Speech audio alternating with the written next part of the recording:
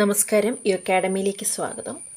അപ്പോൾ നമുക്കിന്ന് CSEBയുടെയും ഒക്കെ പുതിയ സിലബസ് ബേസ്ഡ് ആയിട്ടുള്ള കുറച്ച് ക്വസ്റ്റ്യൻസ് നോക്കാം. റീസണിങ്ങിൻ്റെയും ക്വാണ്ടിറ്റേറ്റീവ് ആപ്റ്റിറ്റ്യൂഡൊക്കെ. അപ്പോൾ ഫസ്റ്റ് ക്വസ്റ്റ്യന് x⁻0 all raised to 432 equal to dash. അപ്പം x⁻0 all raised to 432ൻ്റെ വാല്യൂ കണ്ടുപിടിക്കാനാണ് ചോദിച്ചേക്കുന്നത്. അപ്പം നമ്മൾ എക്സ്പൊണൻസിൻ്റെ കുറച്ച് ക്വസ്റ്റ്യൻസ് ഒക്കെ ചെയ്തായിരുന്നു. അപ്പോൾ അതിൽ നമ്മൾ പഠിച്ചായിരുന്നു ഏതെങ്കിലും ഒരു വാല്യൂ അതായത് a⁻0 എന്ന് പറഞ്ഞാൽ അതിൻ്റെ വാല്യൂ എന്താ? 1. അതുപോലെ 1⁻0 എന്ന് പറഞ്ഞാൽ എന്നാ? 1. 2⁻0 1. ഏത് നമ്പറാണേലും എന്നതാണേലും a⁻0 എന്ന് പറഞ്ഞാൽ എന്തായിരിക്കും അതിൻ്റെ വാല്യൂ? 1. അപ്പം a⁻0 എന്ന് പറഞ്ഞാൽ 1 അതൊരു ഇക്വേഷനായിട്ട് ജസ്റ്റ് ഒരു ലോ ആയിട്ടൊന്ന് പഠിച്ചു വെച്ചാൽ മതി. a⁻0 എന്ന് പറഞ്ഞാൽ 1. അതുപോലെ തന്നെ ഇപ്പം നമുക്ക് x⁻0 എന്ന് പറഞ്ഞാൽ അതിൻ്റെ വാല്യൂ എന്താ? 1. അപ്പം x⁻0 1 ആണ്. 1⁻432 എന്ന് വരത്തില്ലേ ഇവിടെ? എന്തെങ്കിലും ⁻0 എന്ന് പറഞ്ഞാൽ 1 ആണ്. അപ്പം x⁻0 എന്ന് പറയുന്നത് 1 ആണ്. അപ്പം ഇവിടെ വരുന്നത് എന്താ? 1⁻432. 1 എത്ര പവർ പോയി കഴിഞ്ഞാലും അതിൻ്റെ വാല്യൂ തന്നെ 1 തന്നെയാണ്. അപ്പം നമ്മുടെ ആൻസർ 1.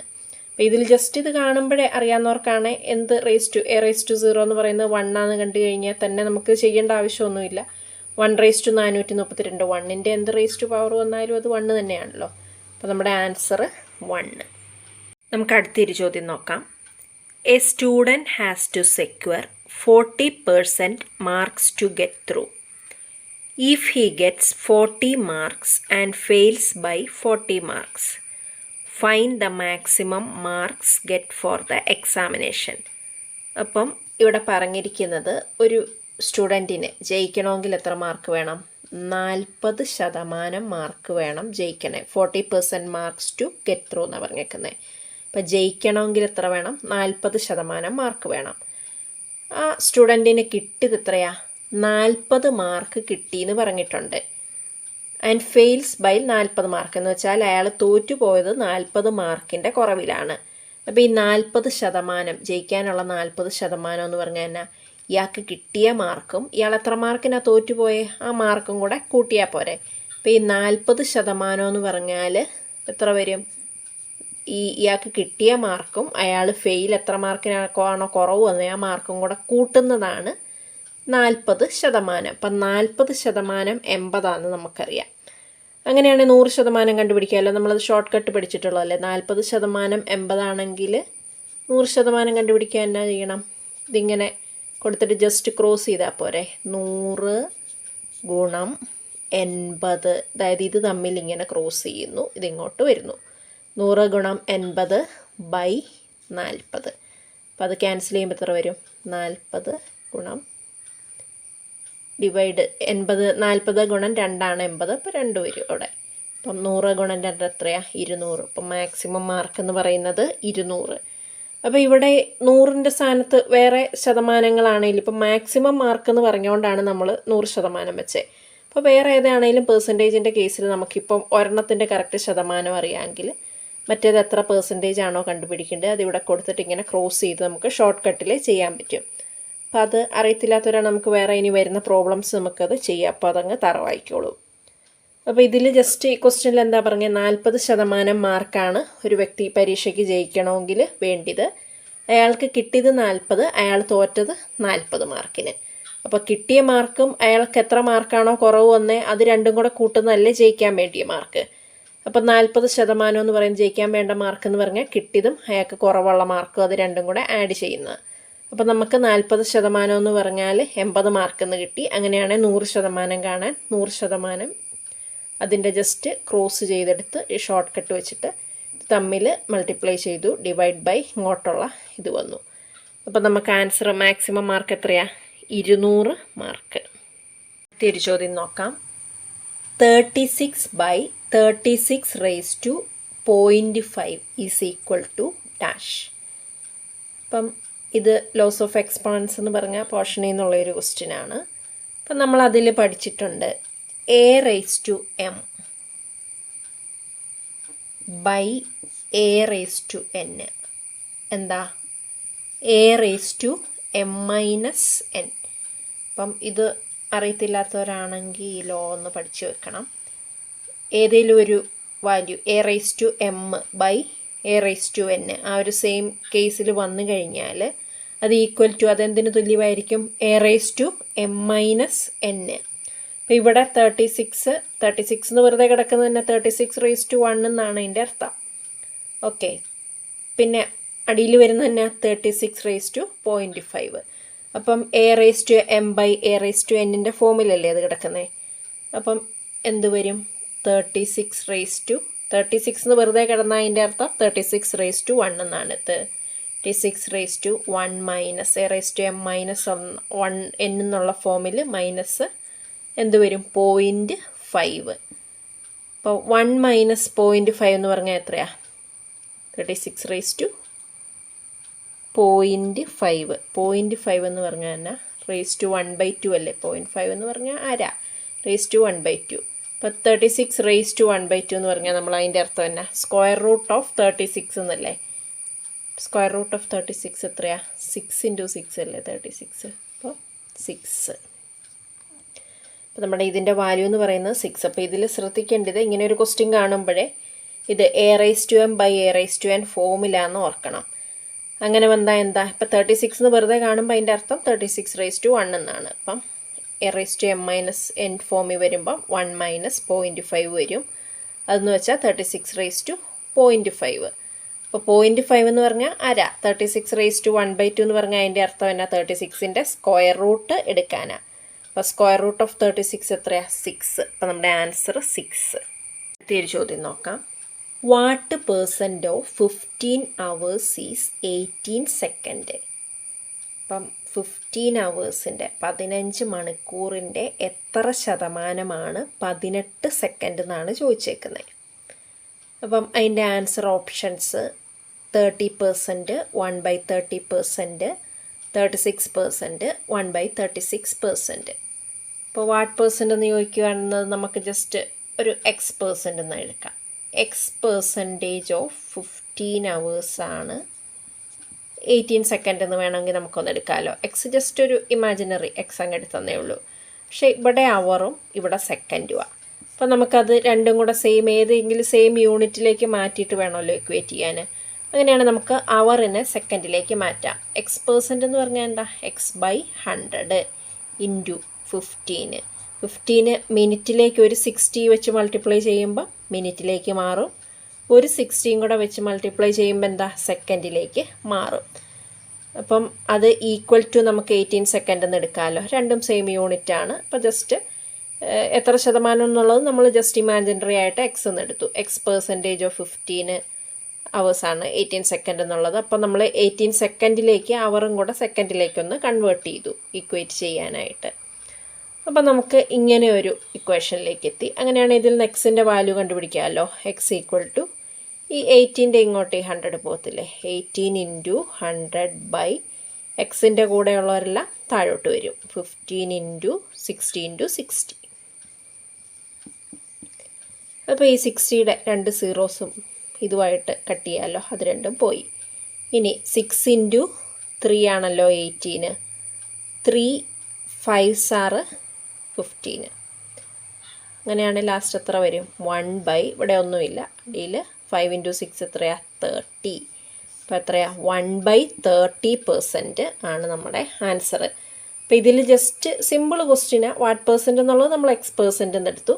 ഇവിടെ അവറും ഇവിടെ സെക്കൻഡും ആയതുകൊണ്ട് അവറിനെ നമ്മളൊന്ന് സെക്കൻഡിലേക്ക് മാറ്റി. അവറിനെ സെക്കൻഡിലേക്ക് മാറ്റണേ മിനിറ്റിലോട്ടാണെങ്കിൽ 60 കൊണ്ട് 1 ഗുണിക്കുക. ഇനി സെക്കൻഡിലേക്കാണെങ്കിൽ 60 കൊണ്ട് ഒന്നുകൂടെ ഗുണിക്കുക. അപ്പം സെക്കൻഡിലേക്ക് ആയതുകൊണ്ട് 60 ഇൻറ്റു 60 വന്നു. ഇനി ജസ്റ്റ് ഇത് എന്താ ക്രോസ് ചെയ്തിട്ട് എക്സിൻ്റെ വാല്യൂ കാണുന്നു. 18 ഇൻറ്റു 100 വന്നു. ഇതെല്ലാം എക്സിൻ്റെ കൂടെ ഉള്ളതെല്ലാം ജസ്റ്റ് അടിയിലേക്ക് വന്നു. ജസ്റ്റ് അതൊന്ന് നമ്മൾ ക്രോസ് ചെയ്ത് ക്യാൻസൽ ചെയ്തപ്പോൾ ആൻസർ എത്ര വന്നു? 1/30%. നമുക്ക് അടുത്തൊരു ചോദ്യം നോക്കാം. √45 ഇൻറ്റു √40 ഇൻറ്റു √25 ഇൻറ്റു √60. അപ്പം അതിൻ്റെ വാല്യൂ ആണ് കണ്ടുപിടിക്കാൻ ചോദിച്ചേക്കുന്നത്. അപ്പോൾ ഇങ്ങനത്തെ ക്വസ്റ്റ്യൻ നമ്മൾ ആദ്യമേ നോക്കേണ്ടത് തന്നെ ഏറ്റവും അവസാനം കിടക്കുന്ന ഈ റൂട്ട് അതിൻ്റെ റൂട്ട് അങ്ങ് മാറ്റുക. അങ്ങനെ ഇങ്ങോട്ടാണ് നമ്മൾ ചെയ്തു പോരുന്നത്. അപ്പോൾ ശരിക്ക് നന്നായിട്ട് അറിയാവുന്നവർക്കൊക്കെയാണ് പെട്ടെന്ന് ഇത് എല്ലാ സ്റ്റെപ്പും ഒന്നും എഴുതേണ്ട ആവശ്യമില്ല, പെട്ടെന്ന് ചെയ്യാവുന്നേ ഉള്ളൂ. ഇപ്പോൾ നമ്മൾ ജസ്റ്റ് എല്ലാ സ്റ്റെപ്പൊന്നും എഴുതിയാണ് കാണിക്കുന്നത്, കാരണം എല്ലാവർക്കും മനസ്സിലാവണമല്ലോ. Root of 45 into root of 40 into root of 25 into last കിടക്കുന്ന തന്നെ റൂട്ട് ഓഫ് 16. റൂട്ട് ഓഫ് 16 എന്ന് പറഞ്ഞാൽ തന്നെ 4 ആണല്ലോ റൂട്ട് 16. 4 ഇൻറ്റു 4 ആണ് 16. അപ്പോൾ റൂട്ട് ഓഫ് 16 എന്ന് പറഞ്ഞാൽ 4. ഇനി അടുത്ത സ്റ്റെപ്പ് എന്ന് പറയുന്നത് സെയിം ഇവിടെ എല്ലാം അതേപോലെ തന്നെ അങ്ങ് എഴുതുക. 45 ഇൻറ്റു റൂട്ട് ഓഫ് 40 ഇൻറ്റു ഇനി ഇവിടെ എന്താ ചെയ്യണ്ടേ, ഈ 25 ഇൻറ്റു 4. 25 ഇൻറ്റു 4 എത്രയാ? 100. അപ്പം റൂട്ട് ഓഫ് 100 എന്നായി. ഇനി അത് ഈക്വൽ ടു എങ്ങനെ വരും? Root of 45 into root 40 into ഇതിൻ്റെ അകത്ത് ഈ 100 റൂട്ട് ഓഫ് 100 എന്ന് പറയുന്നത് എത്രയാ? 10 ആണ്. അപ്പം അതിനെ നമ്മൾ 10 എന്നാകും. ഇനി റൂട്ട് ഓഫ് 45 ഇൻറ്റു 40 ഇൻറ്റു 10 എത്രയാ? 400. അപ്പോൾ അത് റൂട്ട് ഓഫ് 400 എന്ന് വരും. ഇനി root of 45 into root of 400 എത്രയാ? 20. 20 ഇൻറ്റു 20 അല്ലേ 400. അപ്പോൾ 20. ഇനി അവസാനം വന്നിരിക്കുന്ന തന്നെ 45 ഇൻറ്റു 20. Root of 45 into 20. 45 ഗുണം 20 എത്രയാണ്? 45 ഗുണം 2 എത്രയാണ്? 90. ഒരു 0 കൂടെ ഇടുന്നു. അപ്പോൾ 900. 900. അപ്പോൾ റൂട്ട് ഓഫ് 900 എന്ന് പറയുന്നത് എത്രയാണ്? 30. 30 ഇൻറ്റു 30 അല്ലേ 900. അപ്പോൾ ഇത് ജസ്റ്റ് 900 എന്ന് കാണുമ്പം 0യുടെ 1 വരും. 9 എന്ന് പറയുന്നത് തന്നെ 3 ഇൻറ്റു 3 ആണ് 9. അങ്ങനെ ജസ്റ്റ് അങ്ങ് ഷോർട്ടായിട്ടങ്ങ് 30 ആണ്. അങ്ങനത്തെ നമ്പേഴ്സൊക്കെ പെട്ടെന്ന് കാണുമ്പോഴേ അറിയാമല്ലോ. അപ്പോൾ ഇതിൻ്റെ ഫൈനൽ ആൻസർ വരുന്നത് 30 ആണ്. അപ്പം ഞാൻ ഈ എഴുതി ഇത്രയും സ്റ്റെപ്പ് ഇങ്ങനെ എഴുതണ്ട. അപ്പോൾ ആദ്യമായിട്ട് കാണുന്നവർക്ക് ജസ്റ്റ് മനസ്സിലാകാൻ വേണ്ടി എഴുതിയെന്നേ ഉള്ളൂ. പ്രാക്ടീസ് ഉള്ളവർക്കാണ് പെട്ടെന്ന് ചുരുക്ക സ്റ്റെപ്പിൽ കൂടെ ആൻസറിലേക്ക് എത്താവുന്നേ ഉള്ളൂ. അപ്പോൾ ആദ്യമേ ഏറ്റവും അവസാനം കിടക്കുന്ന റൂട്ട് ഓപ്പൺ ചെയ്യുക, എന്നിട്ട് ഇത് തമ്മിൽ മൾട്ടിപ്ലൈ ചെയ്യുക. കിട്ടുന്ന വാല്യൂ ഓരോന്ന് കിട്ടുന്ന വാല്യൂവിൻ്റെ ആ റൂട്ട് എടുക്കുക, മൾട്ടിപ്ലൈ ചെയ്യുക, റൂട്ട് എടുക്കുക. അങ്ങനെ ആദ്യമേ തുടങ്ങേണ്ടത് ഈ ലാസ്റ്റിൽ നിന്ന് ആണെന്നേ ഉള്ളൂ. അപ്പോൾ അങ്ങനെ ഓരോ സ്റ്റെപ്പ് നമ്മൾ പോയി 16ൻ്റെ എടുത്തപ്പോൾ 4 വന്നു. ഇത് തമ്മിൽ മൾട്ടിപ്ലൈ ചെയ്തു. അപ്പോൾ അതിൻ്റെ റൂട്ട് കണ്ടു. വീണ്ടും അത് അപ്പുറത്തെ നമ്പറുമായിട്ട് മൾട്ടിപ്ലൈ ചെയ്ത് അങ്ങനെ പോയി ഏറ്റവും ലാസ്റ്റ് വരുന്നത് ആൻസർ 30. അപ്പോൾ ഇങ്ങനത്തെ ക്വസ്റ്റ്യനൊക്കെ ജസ്റ്റ് മാക്സിമം പ്രാക്ടീസ് ചെയ്ത് പഠിക്കാനേ ഉള്ളൂ. നമുക്കറിയാവുന്ന നമ്പറുകൾ തന്നെയാണ്, പെട്ടെന്നൊന്ന് സോൾവ് ചെയ്താൽ മതി. നമുക്ക് അടുത്തൊരു ചോദ്യം നോക്കാം. Radius of incircle of an equilateral triangle is 12 centimetre. Find the radius of it circumcircle. അപ്പം ഈക്വിലാറ്ററൽ ട്രയാങ്കിൾ എന്ന് പറഞ്ഞാൽ തന്നെ എല്ലാ സൈഡ്സും ഈക്വലായിട്ടുള്ള ഒരു ട്രയാങ്കിളാണ് ഈക്വിലാറ്ററൽ ട്രയാങ്കിൾ. അപ്പോൾ അതിൻ്റെ ഇൻസർക്കിൾ അകത്ത് വരുന്ന സർക്കിളിൻ്റെ റേഡിയസ് എന്ന് പറയുന്നത് എത്രയാണ്? 12 സെൻറ്റിമീറ്റർ ആണെന്ന് പറഞ്ഞിട്ടുണ്ട്. അങ്ങനെയാണെങ്കിൽ അതിൻ്റെ പുറത്തൂടെ വരുന്ന സർക്കം സർക്കിളിൻ്റെ റേഡിയസ് കണ്ടുപിടിക്കാനാണ് ചോദിച്ചിരിക്കുന്നത്. ഓക്കെ, അപ്പം ഇവിടെ പറഞ്ഞിരിക്കുന്നത് ഞാൻ ക്വസ്റ്റ്യൻ മനസ്സിലാകാനായിട്ട് ഇതിങ്ങനെ എക്സ്പ്ലെയിൻ ചെയ്തതേ ഉള്ളൂ. നമുക്ക് ചെയ്യാനായിട്ട് ഷോർട്ട് കട്ട് മതി. ഡിസ്ക്രിപ്റ്റീവായിട്ട് എഴുതുന്ന എക്സാമിനാണെങ്കിൽ മാത്രം എല്ലാ കാര്യങ്ങളും അറിഞ്ഞ് ഡിസ്ക്രിപ്റ്റീവായിട്ടങ്ങ് ചെയ്താൽ മതി. പിന്നെ മനസ്സിലാകാനായിട്ട് ജസ്റ്റ് എന്ന് പറയാം. അതായത് ഈക്വിലാറ്ററൽ ട്രയാങ്കിൾ എന്ന് പറഞ്ഞാൽ എല്ലാ സൈഡ്സും അതിൻ്റെ തുല്യമായിരിക്കും. ഈക്വിലാറ്ററൽ ട്രയാങ്കിളിൻ്റെ ഇൻസർക്കിൾ എന്ന് പറഞ്ഞാൽ അതിൻ്റെ ഉള്ളിൽ വരുന്ന, അതിൻ്റെ അകത്തൊരു സർക്കിൾ വരച്ചാൽ അതിനെ ഇൻസർക്കിൾ എന്ന് പറയും. സർക്കം സർക്കിൾ എന്ന് പറഞ്ഞാൽ അതിൻ്റെ എഡ്ജസ് എല്ലാം കൂടെ ജോയിൻ ചെയ്ത് പുറത്തൂടെ ഒരു സർക്കിൾ വരച്ചാൽ അതിനെ സർക്കം സർക്കിൾ എന്ന് പറയും. അപ്പോൾ ഇവിടെ ഈക്വിലാറ്ററൽ ട്രയാങ്കിളിൻ്റെ അകത്തുള്ള സർക്കിളിൻ്റെ റേഡിയസ് എന്ന് പറയുന്നത് ഇൻസർക്കിൾ റേഡിയസ് എത്രയാണ്? ഇൻസർക്കിൾ റേഡിയസ് എന്ന് പറയുന്നത് ഇവർ പറഞ്ഞേക്കുന്നത് 12 സെൻറ്റിമീറ്ററാണ്. അങ്ങനെയാണ് സർക്കം സർക്കിളിൻ്റെ റേഡിയസ് കാണാനായിട്ട് നമുക്ക് ജസ്റ്റ് ഇൻസർക്കിളിൻ്റെ റേഡിയസ് എത്രയാണോ അതിൻ്റെ ഡബിളായിരിക്കും സർക്കം സർക്കിളിൻ്റെ റേഡിയസ്. അപ്പം ഏത് വാല്യൂ ആണെങ്കിലും ഇപ്പോൾ ഇൻസർക്കിൾ റേഡിയസ് എന്ന് പറഞ്ഞൊരു വാല്യൂ തന്നിട്ടുണ്ടെങ്കിൽ ആ വാല്യൂ ഇൻറ്റു 2 ചെയ്താൽ മതി നമുക്ക് സർക്കം സർക്കിളിൻ്റെ റേഡിയസ് കാണാൻ. അപ്പോൾ ഇവിടെ 12 സെൻറ്റിമീറ്ററാണ് തന്നേക്കുന്നത്. അപ്പോൾ സർക്കിളിൻ്റെ റേഡിയസ് വരുന്നത് എത്രയാണ്? 12 × 2 24 സെൻറ്റിമീറ്റർ ആയിരിക്കും സർക്കിളിൻ്റെ റേഡിയസ്. അപ്പോൾ ജസ്റ്റ് അതൊരു ഫോർമുല ഷോർട്ട് കട്ടായിട്ട് തന്നിരിക്കുന്നത് ജസ്റ്റ് ഒന്ന് ഓർത്തോണം. റേഡിയസ് ഓഫ് ഇൻസർക്കിൾ എന്ന് പറയുന്നത് തന്നിട്ടുണ്ട്. റേഡിയസ് ഓഫ് ഇൻസർക്കിൾ ഇപ്പം 6 ഓർത്തോ. അപ്പം റേഡിയസ് ഓഫ് സർക്കിൾ എന്ന് പറയുന്നത് ഈക്വിലാറ്ററൽ ട്രയാങ്കിളിൻ്റെ കേസിലാണെന്ന് ഓർത്തോണേ, അല്ലാതെ എല്ലാത്തിലും അല്ല. ഈക്വിലാറ്ററൽ ട്രയാങ്കിളിൻ്റെ കേസിൽ, in case of equilateral triangle if radius of incircle 6 ആണെങ്കിൽ റേഡിയസ് ഓഫ് സർക്കിൾ എത്രയായിരിക്കും? 2r ആയിരിക്കും. അപ്പോൾ തന്നിരിക്കുന്ന വാല്യൂ, ഇൻസർക്കിൾ റേഡിയസിൻ്റെ വാല്യൂ തന്നിരിക്കുന്നത് × 2 ആയിരിക്കും സർക്കിളിൻ്റെ റേഡിയസ്. അപ്പം ജസ്റ്റ് ഇത് ക്വസ്റ്റ്യൻ കാണുമ്പോഴേ ആൻസർ അങ്ങ് എഴുതാൻ പറ്റും. അപ്പോൾ ഓർത്തോണം, ഈക്വിലാറ്ററൽ ട്രയാങ്കിളിൻ്റെ case, in case of equilateral triangle if radius of incircle 6 ആണെങ്കിൽ റേഡിയസ് ഓഫ് സർക്കിൾ എന്ന് പറയുന്നത് 2r ആയിരിക്കും. അപ്പോൾ ഇവിടുത്തെ ആൻസർ ഇൻസർക്കിൾ റേഡിയസ് എത്രയാണ് പറഞ്ഞേക്കുന്നത്? 12. അപ്പോൾ 12 ആണെങ്കിൽ റേഡിയസ് ഓഫ് സർക്കിൾ ആണെങ്കിൽ 2 × r എന്ന് പറയുമ്പം 2 × 12 24 സെൻറ്റിമീറ്റർ ആൻസർ.